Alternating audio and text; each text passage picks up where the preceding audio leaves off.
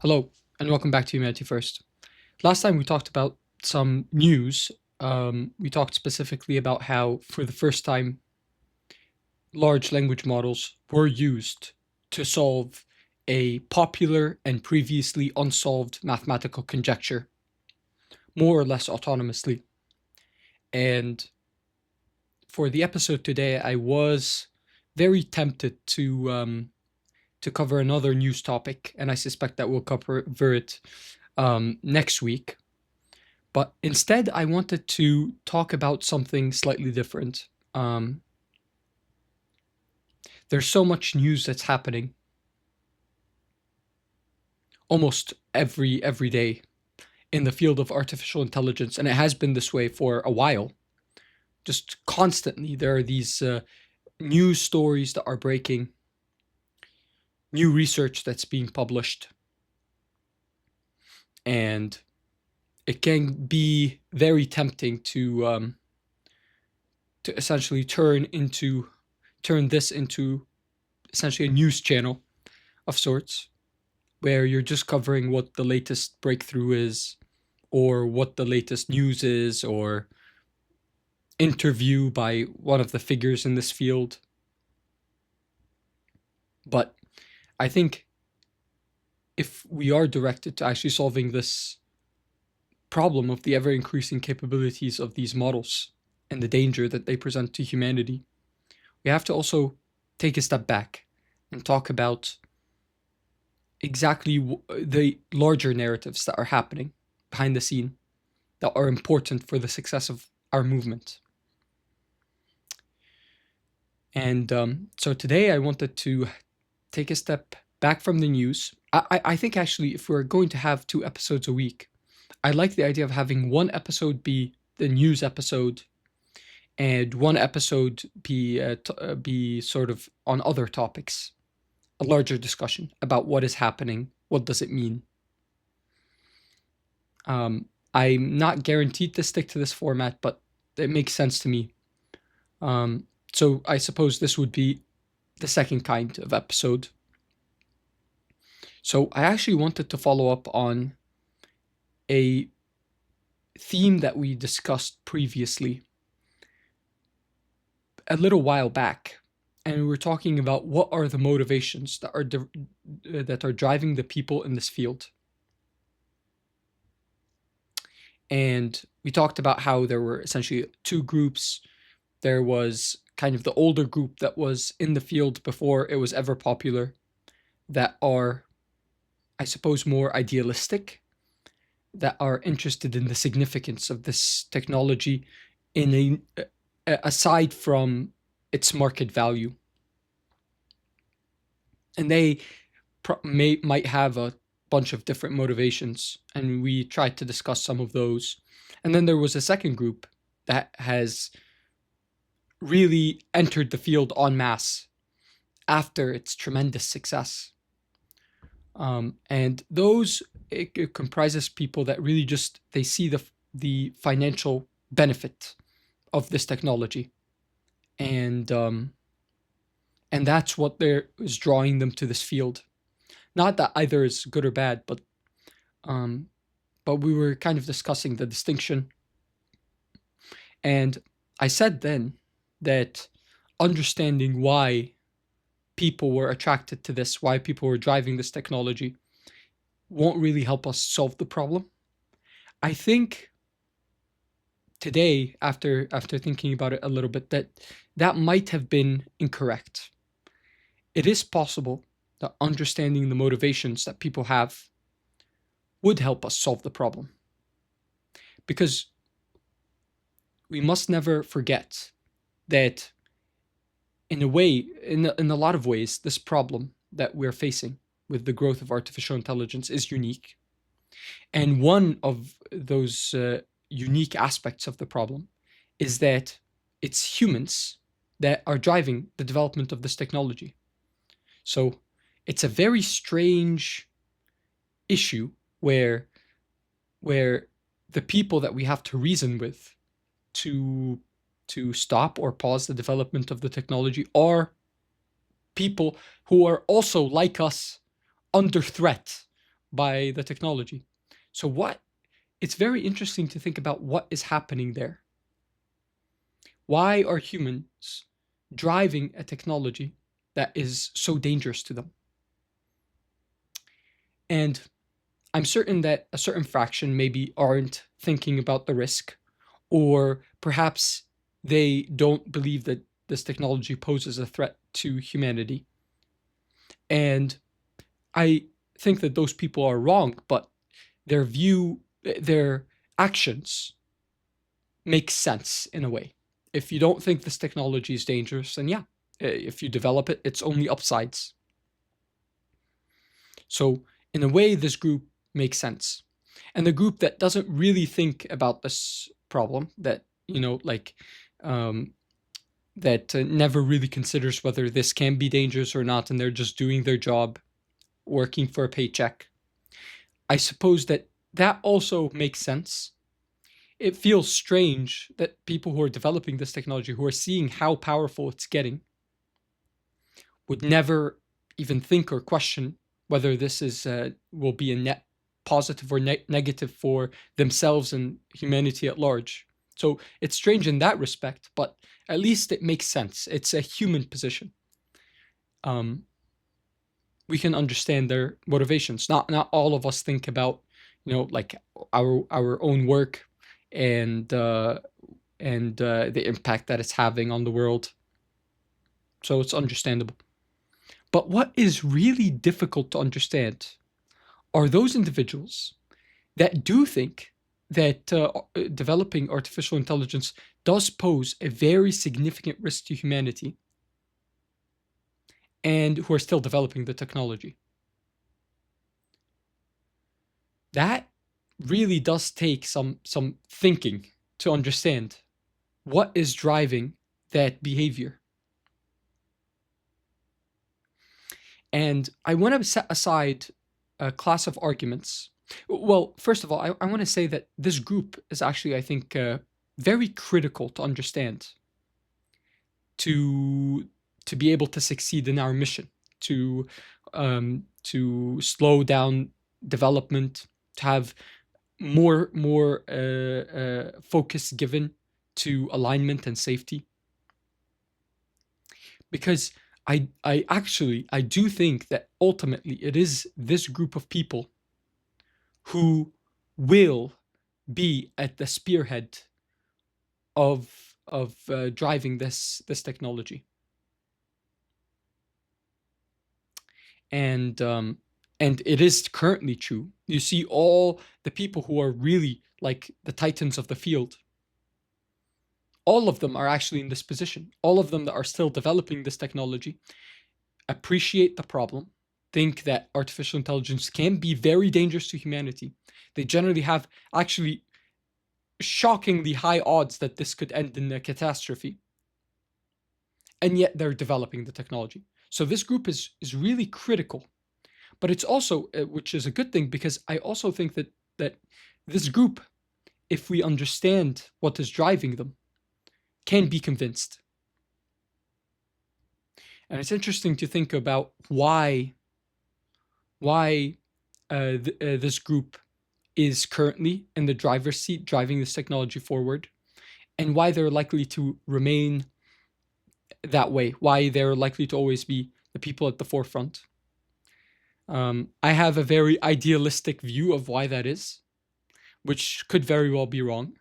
But I do think that there are deeper drives that humans have than the desire to accumulate material possessions. I don't think that this is the most fundamental thing that can drive someone. And so ultimately, I think the people that are going to dominate this field, that are going to push this field forward, are in a way the true believers. They're not the people that are attracted by the bottom line. Because the people that are attracted by the bottom line will just do what is expedient for the moment, what will drive profits tomorrow. They are the people that will do what their company wants, what their immediate superiors want.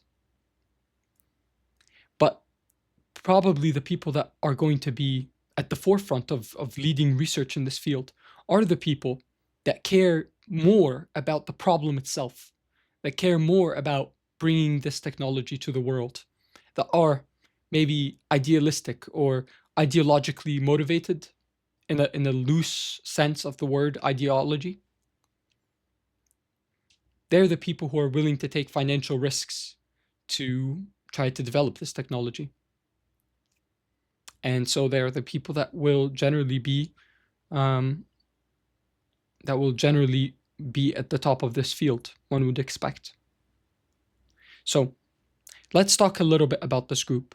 Why? What is driving them to develop this technology? And I do think there are two reasons. So one that you hear often articulated is that it's a race now. And if they don't develop this technology, someone else will, who might be less scrupulous. So this is a very common view. And it does make some degree of sense. Yes, if you are certain that this technology will be developed one way or the other, then, and you consider that you are probably more safety conscious, quote unquote, than other people in the field, then it does make some degree of sense that you would rush forward. You would try to be the first to develop it. And so I think it is rational. Of course, it's slightly self-serving, but it is a rational position. But I still don't think that this explains the behavior of these people completely. Because there's still like there's still a difficulty in understanding. I don't think that alone can fully explain the behavior of human beings. I feel like more that a lot of these people, the way that they strike me,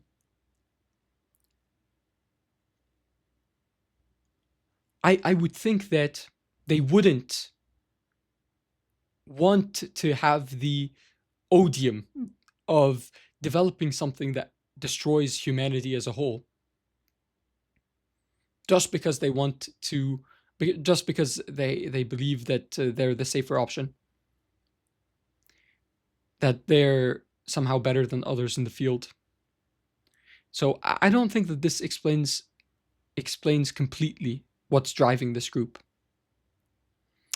But something else that I thought about that might be also driving this group is a certain conception of this problem. I've imagined putting myself in the shoes of someone like that. And I think reflecting on my own attitude to it, I can kind of extrapolate out and maybe gain some insight about what they might be thinking and feeling. And when I'm honest with myself, and I think I'm developing this technology, and it is very cool, and I do think it is very cool. I related last time like the experience of using Claude Work Along, and I got to see it make this like very clever insight that helped it pick a song that it thought that I would like by looking at files in my computer that it had seen while reorganizing my desktop. And it's incredible that to see that real intelligence appearing from these systems. And the promise of the technology is huge. That this can be something that can, in some fundamental sense, be like our guardian angel. It can go out into the world and make the world much, much better for people. So there's all these like positive, like real positives to developing this technology. And I imagine putting myself in the shoes of these people who are driving this technology along. And I imagine if I thought that there was, let's say, a 1 in 4 chance that this technology, or 1 in 5 chance that this technology would end humanity. I can imagine being in a state where I would take that bet. And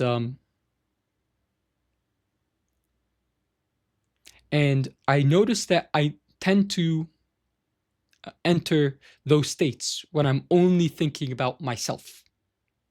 When you're in a selfish or quote unquote narcissistic frame of mind, because there is a lot of problems in the world, problems that we encounter, suffering in the world, and a lot of dissatisfaction with the world, with ourselves, that is very powerful. And life can be very difficult. And when I'm thinking only about myself, I think, let's say that this technology has a 1 in 5 chance of ending humanity. I think that, okay, I have a 80% probability that will summon forth something that will dramatically change my life, that will maybe dramatically improve my life.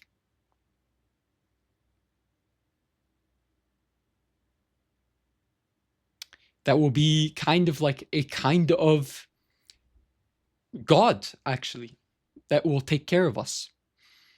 It will kind of be like the fulfillment of the religions of the world, like that ultimate striving to have something all powerful and benevolent that's kind of taking care of us.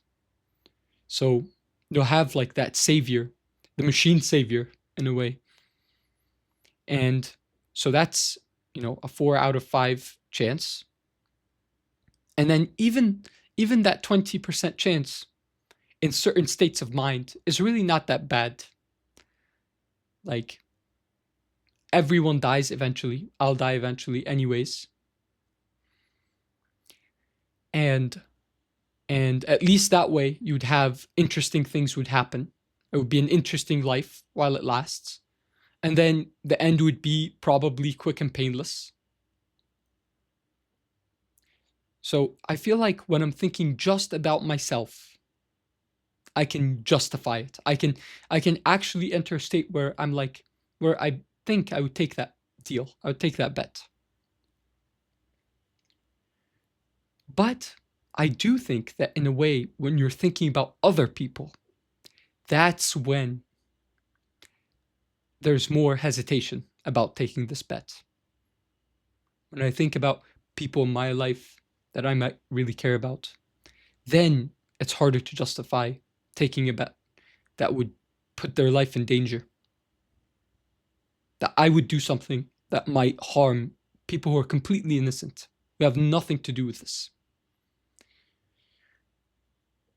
And so,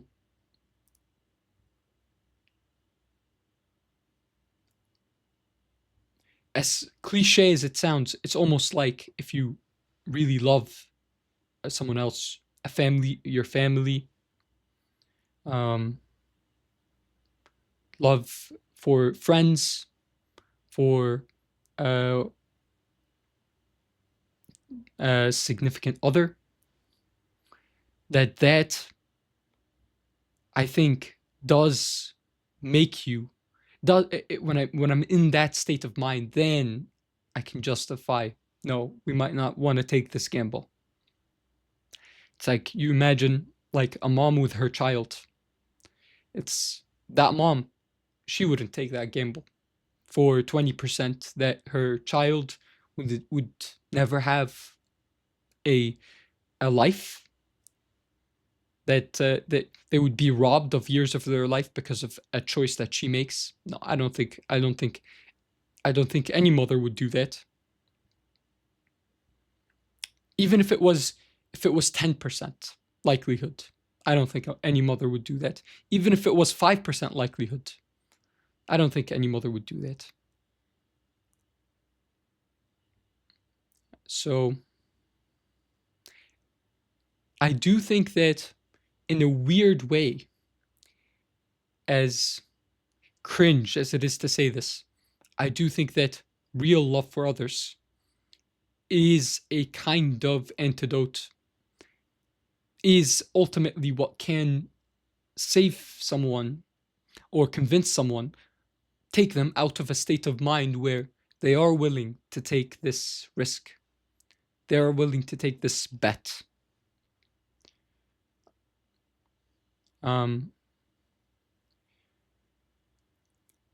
So I think that this is a very powerful idea to harp on, because I think it can convince people.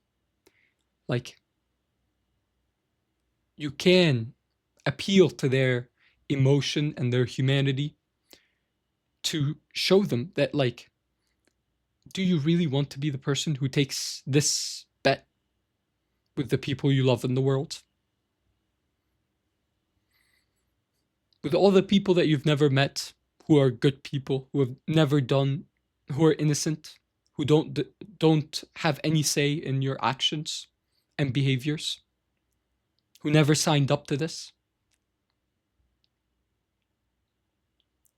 And I really do believe in humanity, in the sense that I think that this message can land with the people who are developing this technology if it's presented correctly.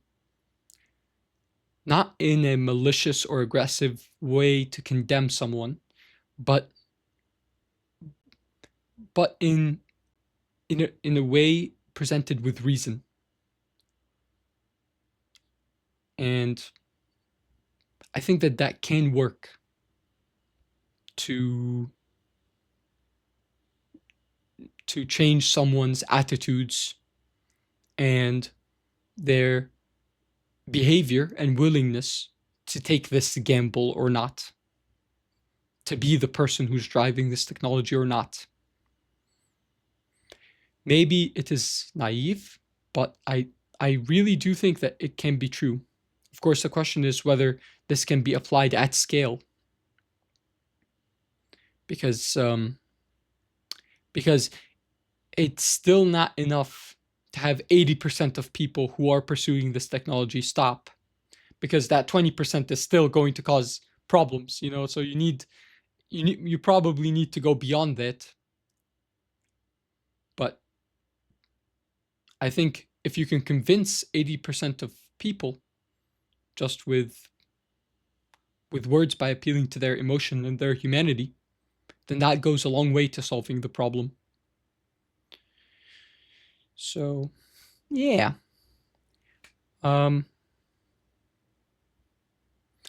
Anyways, I think I will probably just end here. Thank you very much for listening. And I'll talk to you guys again very soon. All right. Take care.